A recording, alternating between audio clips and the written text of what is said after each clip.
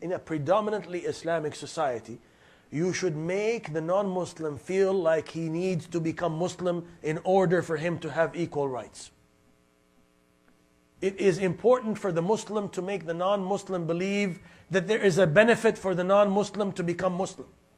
And one of the ways you do it is by the hadith that you just mentioned. And by the way, you're absolutely right. This is a hadith sahih. But the implementation of this hadith cannot, the ulama have said, cannot be implemented in a society such as this, because this will bring maybe more difficulty to the Muslim communities or the Muslim individual if he did that based on that. There was a time when this area that we call Turkey, there was no Muslims, there was no Islam, right? And then people came, and in Turkey in particular, it was not a result of merchants coming with da'wah. It was a result of jihad.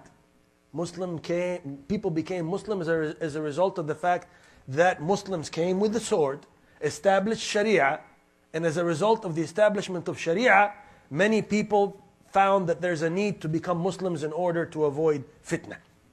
Okay, now, your forefathers, if they were from there, because there was a chance that they could be from Arabia too, you know, you don't know. They were Kurdish, okay. Don't tell anybody. I'm just joking, you know that. The benefit may not be at the time of the people accepting Islam sincerely out of belief, but rather out of fear. Okay? But the generations to come, now you as a Muslim, you are happy that your forefathers, what happened? They accepted Islam even though it may have been under the sword, right? You are happy with that, no? Because you are happy with being what? Allahu Akbar. Are you worried now about your forefathers having been, told to accept? Well, they were not told to accept Islam. There were conditions that existed according to Sharia that forced certain people to avoid difficulty. For example, Jizya is one of them, right? Jizya is one of them. Paying this little taxation out of the people that are not from Islam. Why? Because it's a price they pay for being protected by the Muslim authority. لا إكراه في الدين. لا إكراه في الدين is an ayah whereby it is in Surah Al-what? Surah Al-Baqarah. Very good. It means that you cannot force a person to actually believe in Allah subhanahu wa ta'ala and His Messenger. But you can force the person to live by Sharia. The purpose of jihad, for example, can I say that word in Canada? The purpose, you can't say it in the United States, I can tell you that much. The purpose of jihad is not to force people to convert to Islam. Because you said from the Quran, لا إكراه في الدين. Yeah. But it is to establish the law of Allah subhanahu wa ta'ala because it brings about balance and justice for all creatures, Muslim and non-Muslim. If Muslims can walk into a place and establish Sharia without a drop of blood, then that's what should be done. We should not walk into a place because the concept is, okay, this is the way it has happened up until now, you know, that no. The establishment of Sharia, sometimes the Muslims walked into or entered into a village or an area, and they did not have to engage in any armed conflicts. The people said, yes, we accept. There are some Muslims amongst us these days who want to go around and say, oh, Islam was never spread by the sword. That's a blatant lie. It was spread many times by the sword. The Sharia was spread by the sword. The implementation of Sharia was spread by the sword.